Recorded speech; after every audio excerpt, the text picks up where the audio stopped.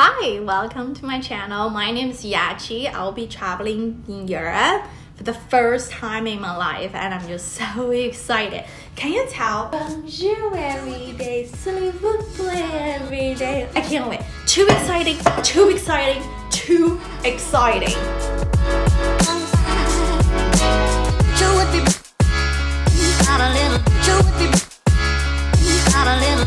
Okay, so in this video, I want to share that how to plan your first trip to Europe because I want to share some of the tips that I got online by doing research.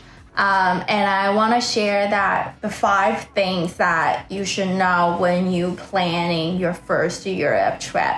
So let's get started.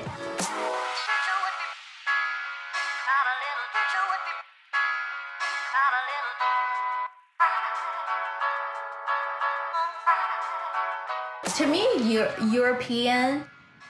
Europeans always have this like different style, like they're very fashionable, they're very luxury. I just feel like I want to go there and just feel the atmosphere. Anyways, so our first destination is Paris. So we'll be landing 6 a.m.-ish in Paris. We're taking like overnight flight. So I'm very excited to landing in Paris first thing in the morning and just have a croissant and a coffee. Our goal is to spend 4 or 5 days with family in Sweden, and so like that kind of break up our trip. So we're gonna go for 3 weeks. So we do have about a week-ish before we're meeting up with our family, and a week-ish, more than a week-ish after we hang out with the family. So the first day we're gonna arrive at Paris around 6 a.m. I'm just so excited about it. Anyways, so we're gonna spend all day there. So unfortunately, I do have a final exam at 8 p.m. Paris time, but I will make it work. Anyways, so first day in Paris, and then second day we'll spend a little bit of time in Paris in the morning, and then in the afternoon we'll train to Belgium. So we'll spend all day, the rest of the day in Belgium, and then second day we'll train to Amsterdam.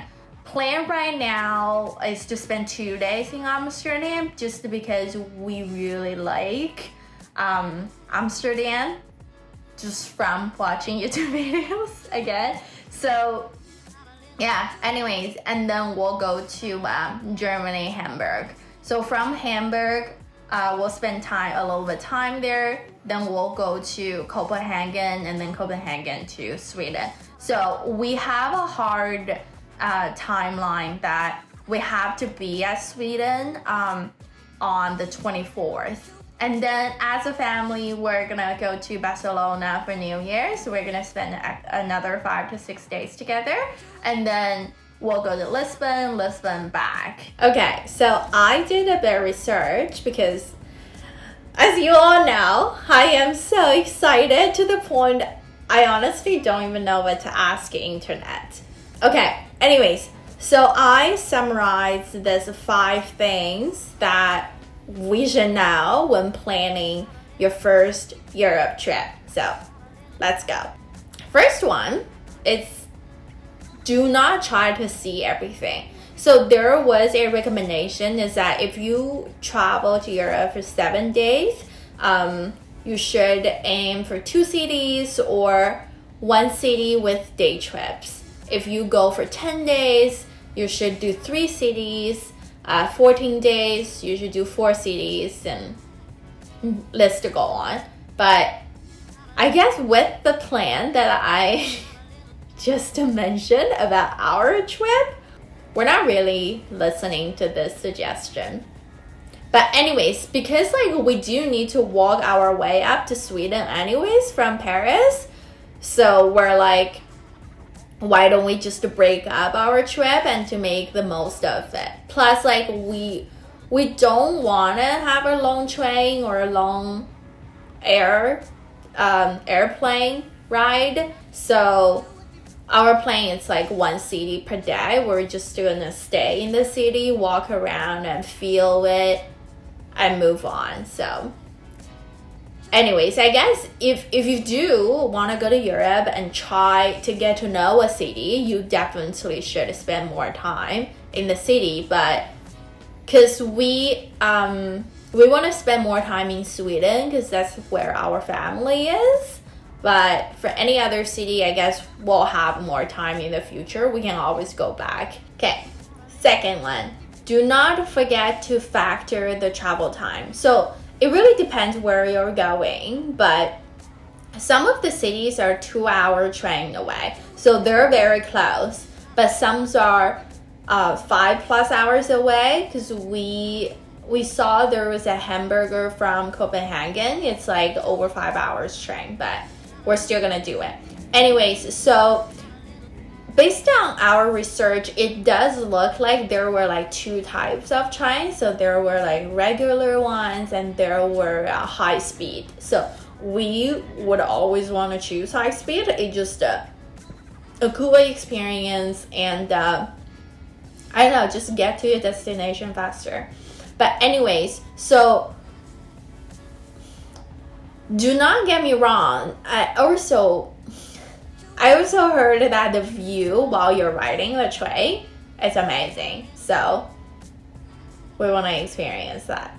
3, whether to use a train or planes. So I know a lot of people do think that planes are very efficient because they're a lot faster, but we all have to know that in order to take the plane, you have to check in an hour, sometimes 2 hours ahead. So that's your travel time too. You have to wait in the airport for like an hour, 2 hours. Also, most of the airport in Europe is outside of the city. So if you're like hanging out in the city and then you have to travel, maybe take an hour metro or something to the airport and then check in and then take the plane. And then you land outside of the city again, you get out the airport, you travel to the city. So like sometimes you're really not worth it because train station is always in the city. Sometimes it's in the center of the city. So just to factor all these kind of things as well when you're traveling. Also, yeah, well, I mean, when you look at the travel times, right? A 1 hour flight may look way more efficient than 3 hours train, but like I mentioned before, if you factor all those like things, travel times, hours, it's like it really does not look like airplane. It's a more efficient choice. 4, what about jet lag? So if you're flying to Europe from North America, most likely you'll have an overnight flight. So you'll be arriving in the morning or midday-ish. But the best way to get rid of the jet lag is to just stay awake all day and then go to bed early. But I know like that wouldn't be the case for a lot of people, especially for people who cannot sleep on the airplane. You would like walk out from an airport like a zombie. But anyways, so in my case, because I do have an exam at 8 p.m. Paris time, I most likely would take easy the first day and just take a nap. But the internet does say that try to not schedule a lot of activities in your bed on your first day because you really don't know how you feel and you don't know what you can handle as well. To